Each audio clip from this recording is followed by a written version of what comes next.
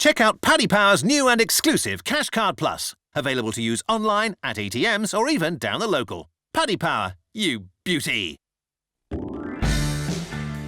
Welcome along. It's Grand National Week, and I'm Bruce Millington, and in the company of Nick Watts, Tom Siegel, and Paddy Power's Paul Binfield, we will be looking back on the opening salvo of the 2017 flat turf season, but also looking ahead to Aintree, because we are very excited about what lies ahead. Not just the National itself, but also the ever-improving, more magnificent supporting card, which features horses of the calibre of Q-Card, Bouvedere, and many, many more.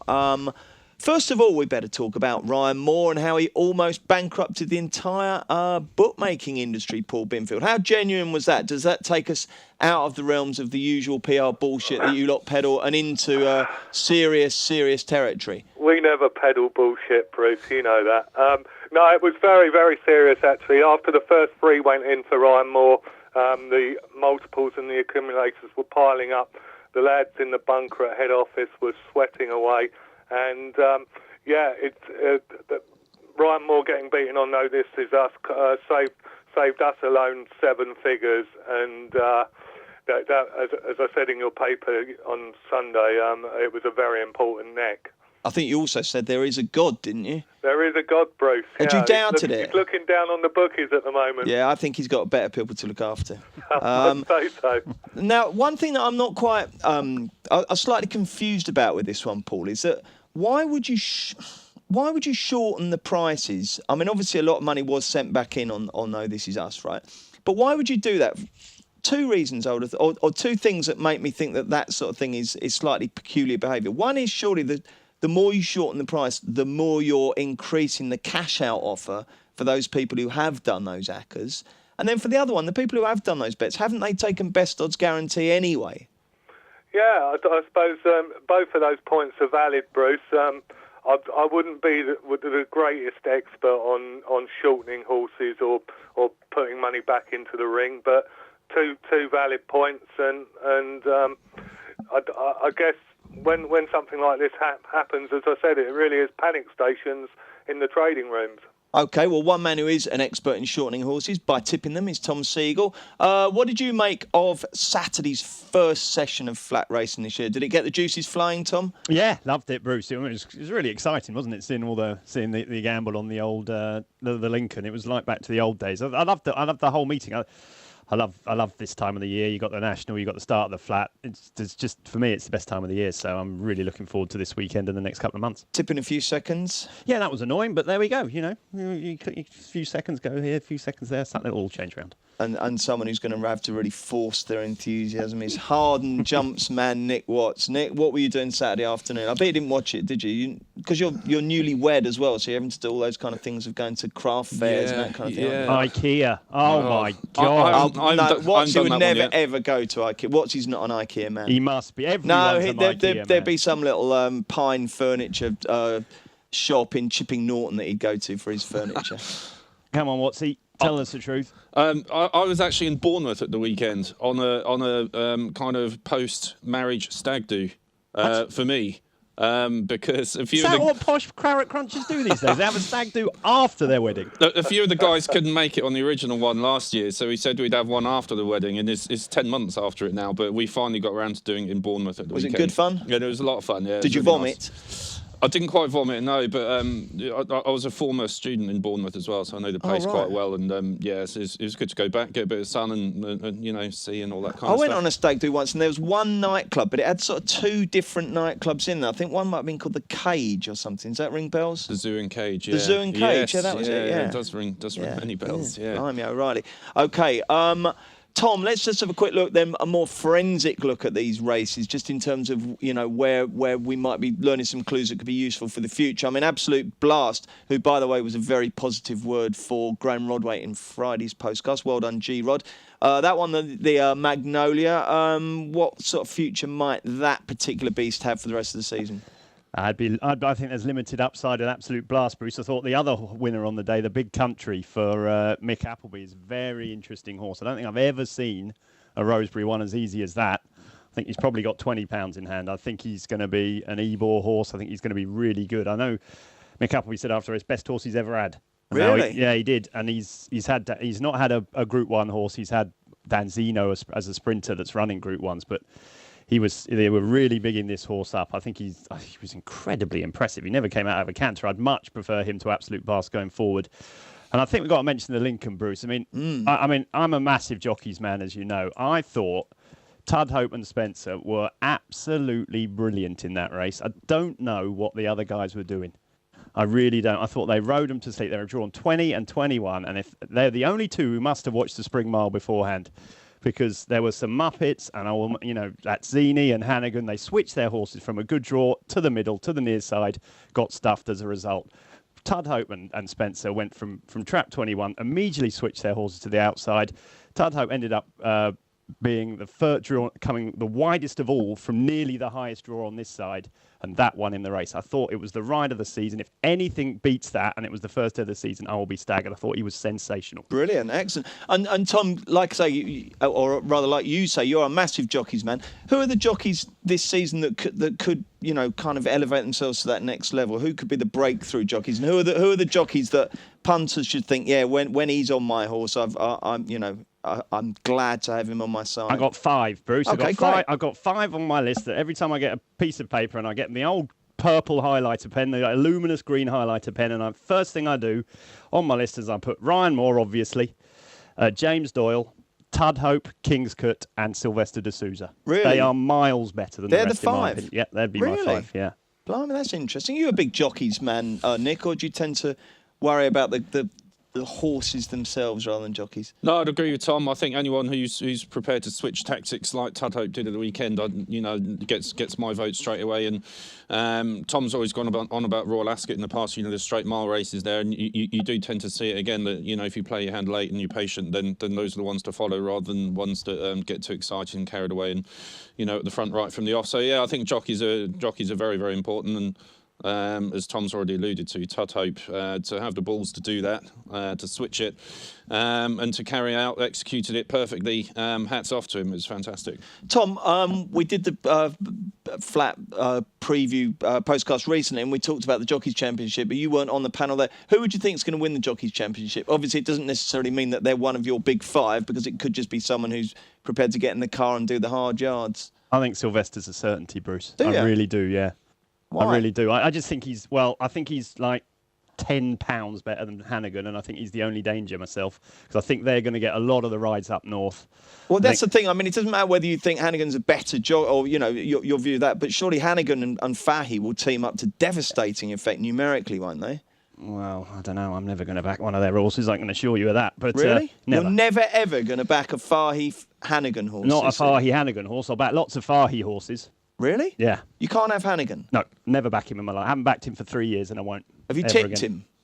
I probably have tipped him, but then I've come out thinking what an idiot I was for doing it. Blimey, O'Reilly. It's nothing. Look, he's clearly, some people like certain jockeys. I just have no affinity with his type of riding. Lots of people will love it. Lots of people think I'm talking absolute nonsense. But for me, for my style and for my temperament, I think that's the key to all betting. You've got to have confidence in the guy riding, and it'll suit your temperament. Now, lots of people will say I'm nuts, whatever, but it doesn't inspire me with any confidence, and it makes I get cross when something goes wrong, and therefore it doesn't help me in the future to be tipping a jockey that makes me angry. So therefore I try to avoid the ones, and it's not just him, there's loads of them. It's not that sort of make me take myself out of my comfort zone. Blimey, and I think he does it. Joe, it's funny because I think they're all not all the same, obviously, but largely the same. I always think it's like motor racing. You stick any of those drivers in the best car, and they'd have half a chance. But there's. Well, no, it can't. I know, but I mean, There's got to be people that are better than others. Yeah. I just think you've got a much more trained eye than I do in terms of what a good ride is and a bad ride. Binners, are you a big jockeys man? I wouldn't be, Bruce. I'm no great expert in the saddle, but I must mention one apprentice that we've seen a lot of money for recently. It's someone called Ross O'Ryan.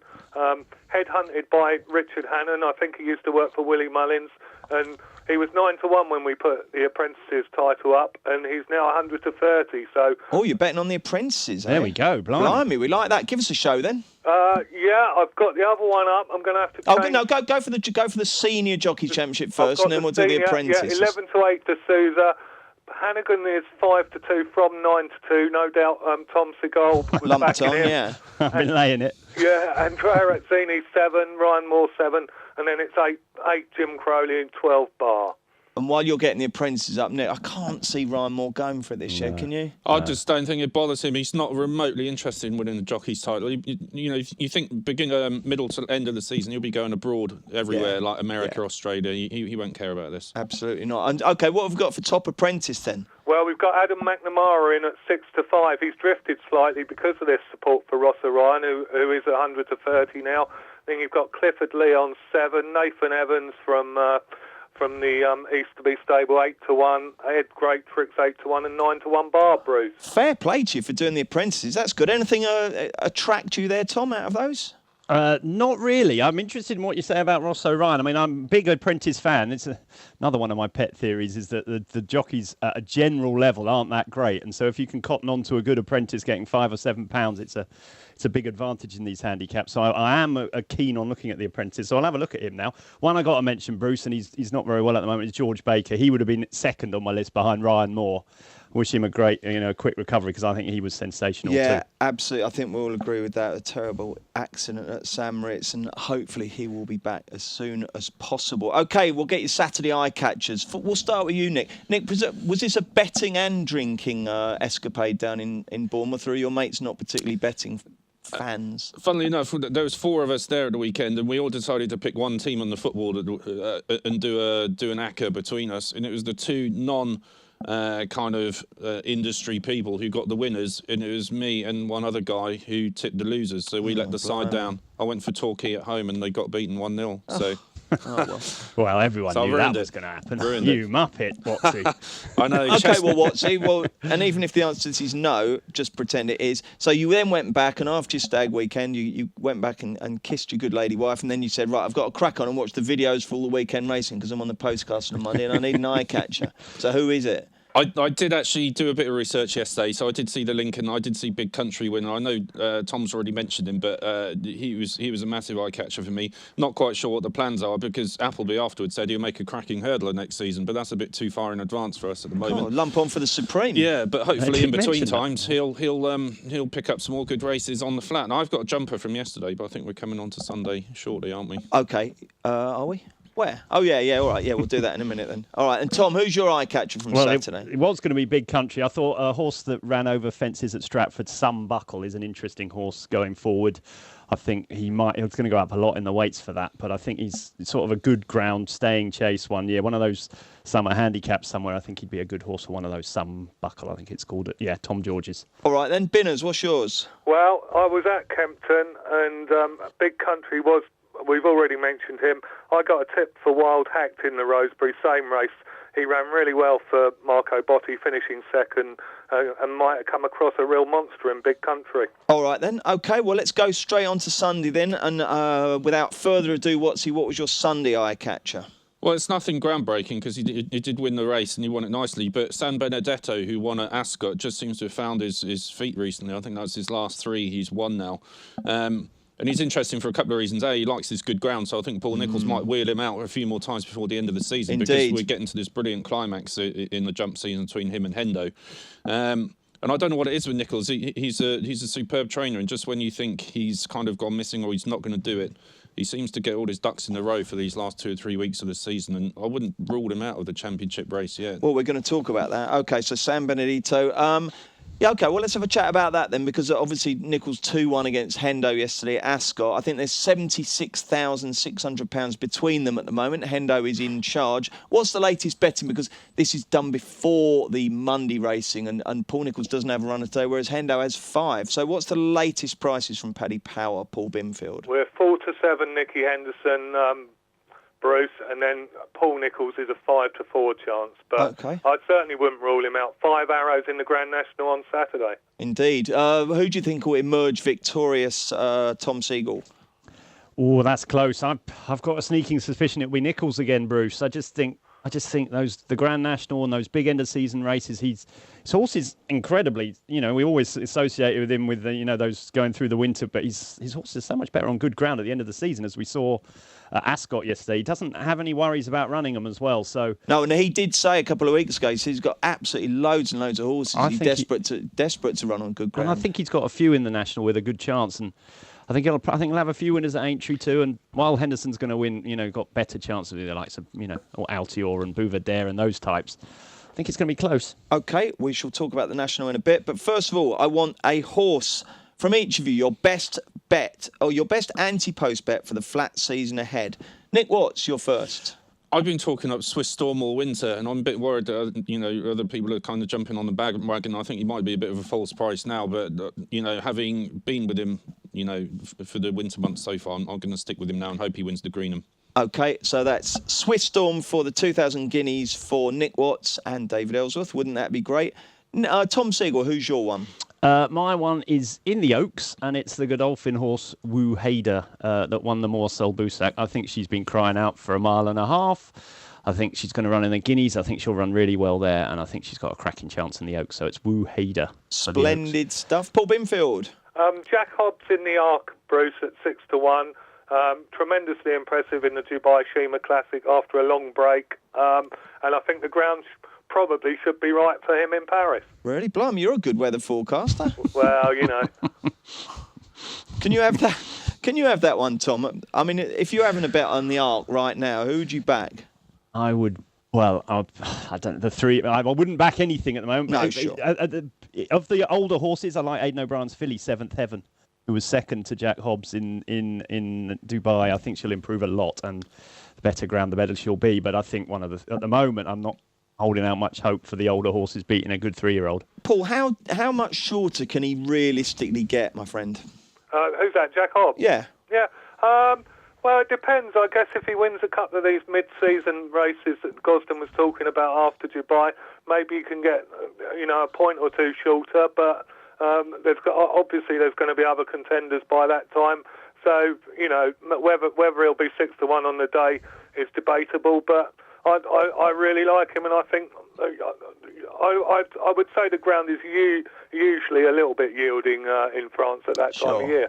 Okie dokie. Right, excellent competition time each week. Our sponsors, Paddy Power, give one of you the chance. No, give all of you the chance, but only one of you can win a free £25 or €25 bet, depending on your location. This week, all you've got to do is tell us who rode the first three races, the first three winners at Doncaster on Saturday, and almost the fourth race. If you know how to spell Ryan Moore, then do that in a tweet with the hashtag Postcast. And one of you, if you're correct, will win that free £25 bet or €25. The answer will be announced, and the winner will be announced in Thursday's Grand National Special Postcast. The winner will have their bet credited to their Paddy Power account, so please make sure you have one. OK, taking a break and then looking ahead to Aintree. Introducing Paddy Power's Hot Trot Jackpot, their new free-to-enter horse racing competition. Every Saturday, pick 5 horses in a free Lucky 31 bet for your chance to win the guaranteed £10,000 jackpot. T&Cs apply. 18+. Be gambleaware.org. Welcome back, Bruce Millington, Nick Watts, Tom Siegel and Paddy Power's Paul Binfield are looking ahead to the fantastic Aintree meeting, which starts on Thursday. And it starts with a bang. It really, really is such a classy card now, isn't it? Do you remember it used to be just the National and that was pretty much it? But what they've built now is absolutely spectacular, isn't it? You going up, Bruce? Oh, I am actually. Do you know what?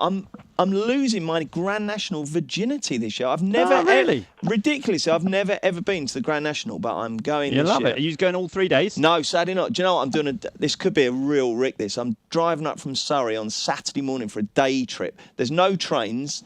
The last I heard, the taxi drivers were going to blockade the place. So I've done that. I've done that. What, yeah. you've blockaded Liverpool in a taxi? yeah, I've done that, and I've driven up on the morning. Yeah. And you sounded like there's a bit of a sort of I'd never again. It's a bloody long way back. Yeah. Oh, I'm not worried about the way back. I'm just worried about getting there. I don't mind the way back. You'll be fine getting there. You'll be Okay, fine as long as you go early. Yeah, I will. I'll be leaving early, but I'm looking forward to it. Are you going, Tom? Not this year. No? I've been the last 3. No, Enjoyed not it? going this year.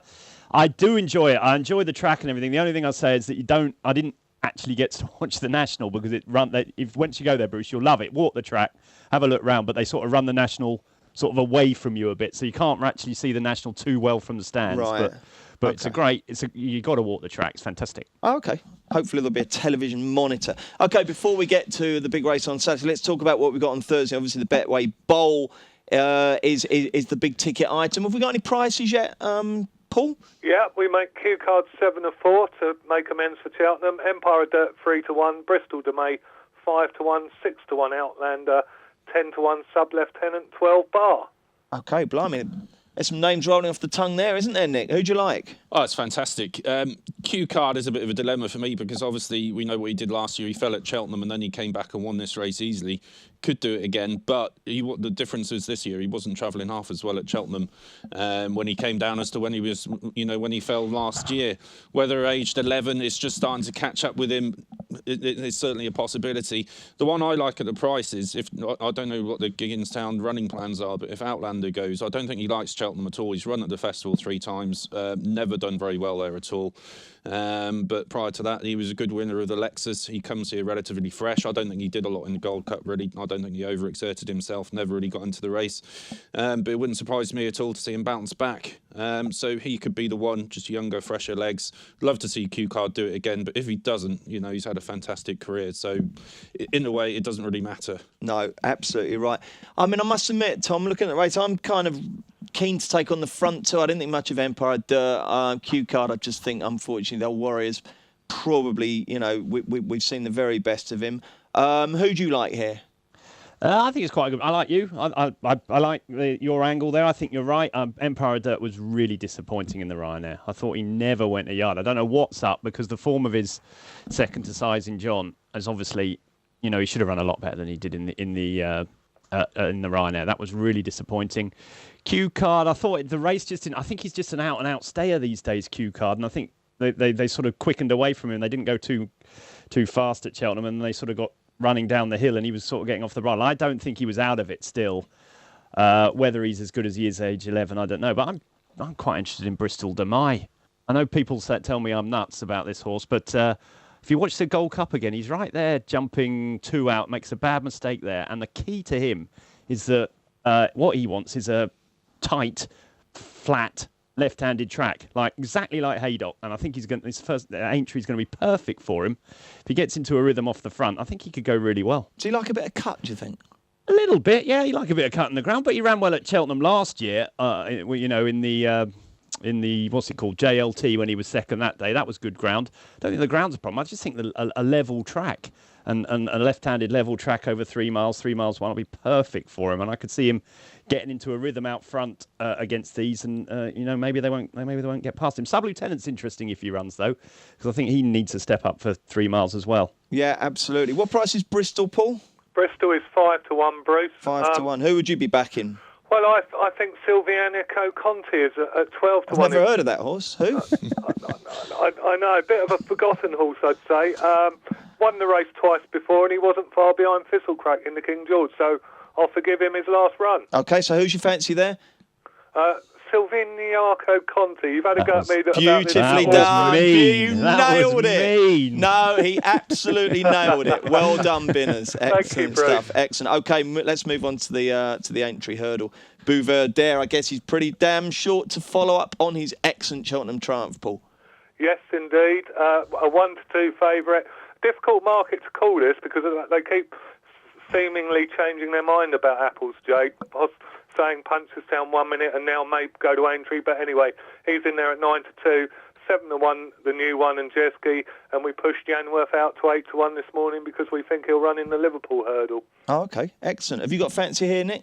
Well, it all depends. I'd fancy Bouverdere even if Apples Jade ran, but I'm really hoping that she does. I think it'd be good, add a bit of spice to the race. But no, Bouverdere, you'd think 2.5 miles would suit him perfectly. He's a half brother to Punchestown, so what he's been doing over 2 miles is exceptional when you think about that. So 2.5 miles could even suit him a lot better than 2. So I'd expect him to win again. Yeah, can you see beyond him, Tom? No, 5 JP horses, 2 Gigginstown horses. It's hard to have a bet, and at this stage, we're not knowing who's going to run. But I think Bouvardier's different class. Yeah, I'm going to have a distance bet on this, and I'm going to be backing him to win by a long, long way. Okay, the Friday highlight, I suppose, the Melling Chase. We've got some prices for that, Paul, please. We have indeed. Bruce. Fox Norton is 2-1 favourite. Tom George's Godzone 11-4. Uxie Zandra at 5-1. Sub Lieutenant at 6, and Bristol de May, who we've already talked about, in at 8-1. See, this is the thing about Aintree, right? And which is it's kind of underrated because you've got all the top horses and you've got that extra layer of form that we had at Cheltenham, which just makes it all the more fascinating. This is a brilliant race, this one, Nick, isn't it? Who do you like? This is fantastic. I know Tom mentioned Sub Lieutenant in relation to the longer race, but I don't think he'd be inconvenienced by running over shorter at all. And you look at his form in the last 2 starts. He was beaten by Sizing John over in Ireland on his penultimate start. Gave him a really good race for a long way. Just gave best after the last. And then at Cheltenham last time in the Ryanair, I thought he ran an absolute stormer. He chased under so up the hill and he closed to within about a length and a half at the line. I think that was a great run. He's a fantastic jumper. He's been brilliant for Henry de Bromhead this season. Likes good ground, so he's really a horse to follow at this time of the year. And I could just see him getting in really good rhythm on that Mildmay track. And I think 6-1 is huge if he goes for this. Okie doke, Tommy? Couldn't agree more, Bruce. I think the Ryanair and Gold Cup form is light years ahead of the Champion Chase form, and yet what we've got here is the Champion Chase form heading the market with Fox Norton and God's Own. I thought that was, without Duvan, I thought it was probably the worst. Nothing against Special Tiara, fantastic horse. But when he's winning a Champion Chase, it's not a brilliant one. And therefore, I would be mad keen to be against Fox Norton and God's Own in the Melling Chase here. I'd be with the Ryanair or Gold Cup form. I'm with Nick. If Sub Lieutenant runs, I think he should be favourite. I really do think he should be favourite for the race. I could see Uxie Zandra bouncing back too. He's an inconsistent horse at the best of times, even when he was... So he bounced and now he's going to bounce back. Well, I'm not even sure he bounced. I just think he's inconsistent. Oh, I just think even before... if you look at his form before he won the Ryanair 2 years ago, he was in and out all the time anyway then. He was running bad race, one good race. Just think he ran a bad race. I think he got sulked after got taken on. If he got the lead here, he could run well. And obviously, I've mentioned Bristol de May and Sub Lieutenant. I think their form is a long way ahead of the Champion Chase form. OK, Paul, it sounds like your traders have got this absolutely arse Totally about wrong, face here. Paul. Sack 'em. Have you got a view on it? No, I agree with them. I think God's Own, the horse won it last year. I think he always runs a good race at Aintree. I know he won it over 2 miles at Punchestown, but I think he's better over this 2.5 miles. And I think the traders are absolutely spot on as usual. Oh, very loyal. That's what I liked here. Well done, Paul. Excellent stuff. You're only trying to curry favour, aren't you? Because they're the ones you've got to ring up directly after a race and say, right, what price is that for the Supreme or whatever? And they're going, oh, piss off, I've got work to do or whatever. Yeah, exactly. I So really you've got have a pain for them. you've got to I know butter them they up, hate haven't it you? every time I call, so yeah. I bet they don't. I bet you're a wonderful man to work with, Paul. You always sound very genial. Right, let's get one horse from each of you that listeners should be back on either day 1 or day 2 of the Ancient Meeting. And don't forget, we've got daily postcards, so we'll have far more in-depth previews of all the races on Thursday and Friday. But one horse on the first couple of days, Nick. In the Topham, Bouvrail, trained by Paul Nicholls, obviously going for the title, could add to his tally there. He's only a 6-year-old, but he's got loads of experience in these big handicaps. He was 3rd in the plate last time out.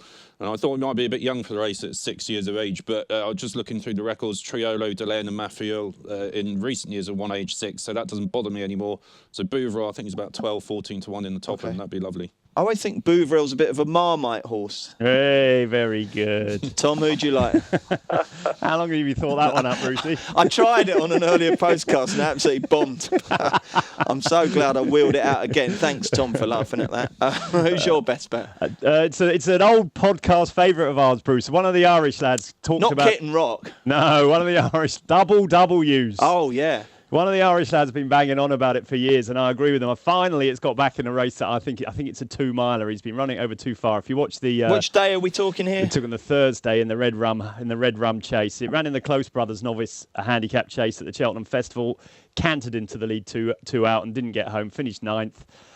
He's going to run in the 2 miler, the Red Rum. I think it'll be perfect for him. He travels so well. I think 2 miles around there, and I can see. I know Brian Hughes is already booked up for him, so he'd be my one. Double W's. WW's in the 440 entry on Thursday. I know. I'm spoilt my price. There we go.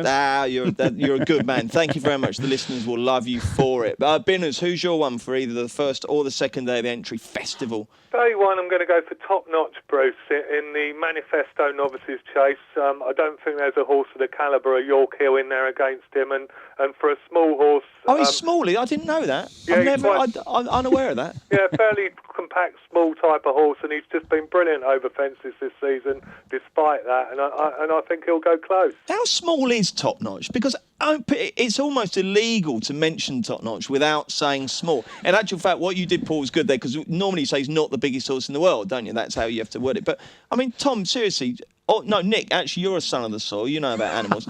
I mean, is this horse like a hobby horse or something? I mean, he's not that small, is he? He is quite petite. He drove it into me when I watched him at Sandown a couple of starts ago, big railway fences, and he was coming up to them, and you think, God, how on earth is he going to get over this fence? Well, is he like a foot shorter than another horse? You could just see his ears bobbing, and you could just see the fence looming up large in front of him, and you thought, God, no, he's going to have to put in some leap to get over these. It's never been a factor for any other racehorse except Top Notch. OK, let's move on to the National. Introducing Paddy Power's Hot Trot Jackpot, their new free-to-enter horse racing competition. Every Saturday, pick 5 horses in a free Lucky 31 bet for your chance to win the guaranteed £10,000 jackpot. T&Cs apply. 18+. BeGambleAware.org. OK, let's get stuck into the biggest horse race of them all anywhere in the universe. On Saturday, 5:15, the Randox Health Grand National. And Paul Binfield, give us a nice deep show from your employers. Yeah, it's 10-1 joint favourites, Vieira, Lion Rouge, and definitely Red for Brian Ellison. 12-1 one for Arthur. 14, The Last Samurai, Black Lion, Cause of Causes, more of that. 16, Pleasant Company, Safir Jureur, the Young Master, Uccello Conti, and we'll go 20-1 Bar, Bruce. OK, right. I've had you 6 places, Paul, did I hear there? I'm 5th or 6th. You're a 5th. Yeah, you are. You're a 5th or 6th. 6 places, indeed. 6 places. Yeah, there we go. A fifth of the 6th. A fifth of the odd 6 places. So I believe. Right, OK. So far, so bad for me. I've backed Road to Riches, who's come out, and Carlingford Lock, who's come out today. So I've done my money already. I'm struggling. So I need some inspiration. And who better than the man who tipped Silver Birch at 100-1 10 years ago? Well, yeah, actually, arguably there is someone better, but someone very good is Nicky Watts. Who are you penning your colours to this year, Nick? Well, it's like you. I've had to think again about this race because I was on Carroll's Distillery anti-post, who's been pulled out, and then I was on Carlingford Lock, exactly the same as you. Found out this morning that it's not running. So I'd say first of all, there's a lot of the front end I don't fancy because I'm not sure they'll stay. Definitely Red would be one of those. Who else? More of that, plenty of class. More but of again, that. Forget more of that, OK? Why? It's the most overrated racehorse I've ever seen. Right, so Tom's tipping more of that. Who are you going to... Yeah, so I'd fancy a bit of a shock result here, and it would add huge spice to the race if Michael O'Leary was to win it after his spat with Phil Smith. He's got a couple of interesting horses still in there, Rogue Angel being one amongst them, who's just crept in at the bottom. Irish national winner last season. That's always a good omen for Aintree. It's not really an omen, is it? It's a sign, isn't it? A good stat or a good... Yeah, he's got the right qualities. If he's won an Irish national, then you can go well at Aintree, definitely. The horse stays and stays. Hasn't just won an Irish national, won a Kerry national as well. Showed a bit of form last time out. Was 5th in the Thyestes behind Champagne West, who, of course, went on to run in the Gold Cup, so it was a good renewal of that. I don't think he'll mind the drying ground. He small jumps horse, very Nick. well. Small is horse. He small? Tiny. Small horse, but... Won't get his ears over that chair. Yeah. Well, Black Lion's got the same problem. We're going to have to start putting their sizes in the race card, Come on, aren't we? Brucey. Can we have hand size? Yeah, we're going to have to, aren't we? So I think Rogue Angel, I don't know what price he is, Paul. 40-1, 50-1. I think he's I'm massive. having a look now. He might be a late scrolling plunge. and scrolling. What's going on? Where is There he? he is. I'm scrolling here, Nick.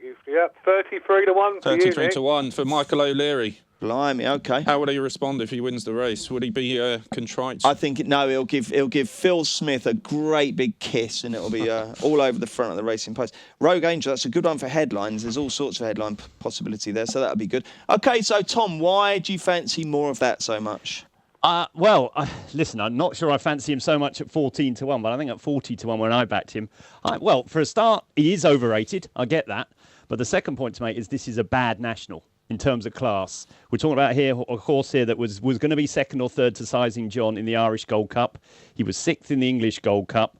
We are talking about a horse that has to give one solitary pound to a horse called Chantou Flower, who probably the punters have never heard of. A pound to Perfect Candidate, who was 12-1 to win a race at Exeter last time. And a couple of pounds to Roy de Franck, who's been lapped until they put the blinkers on last time. And he's getting £2 from a horse called Alechi Inwa, who no one, probably apart from his owners, have probably ever heard of. What I'm saying is that he, in terms of handicapping and in terms of pure ability, he can win this easily, because it's not a great national. Having said that, I get what people are saying, that he's got form figures P3, 6, U6. Do you want to be backing him at 12-1? Probably not now. I have to admit that. But having backed him earlier in the season at a big price, I've certainly not given up on him, simply due to the fact that he's got to give no weight to horses that can't run as fast as him. OK, fair enough. And also, I've boxed him. I've written him off, which is a very big positive for the horse. Well, it's just John Joe. Who do you like? I think Cause of Causes has got a massive chance. Three-time festival winner. We all know about him. I thought the key to him is that while he ran in the race a few years ago, I thought Nick might be on Cause of Causes, actually, because I thought he came with a very, very similar price to the one that marked him down as the greatest tipster ever, Silver Birch. Well, do you know what? The only reason I don't like him, Tom, I was looking through his history a few days ago. And the last three wins he's had have all been at the Cheltenham Festival. He's never been able to back that up. So I just wonder if he's just got one big run in him a season, normally at Cheltenham, and he can't follow it through. Correct. I thought that until I went back through all the quotes, and from the start of the season, Gordon Elliott's been saying he's training him for one race, the Gold Cup. Now, I get that he's obviously gone and then tried to win the Gold Cup, the Grand National. I get that he's gone then and thought, we can win the cross-country chase. But I wonder whether the Grand National has always been the race at the back of their mind for him.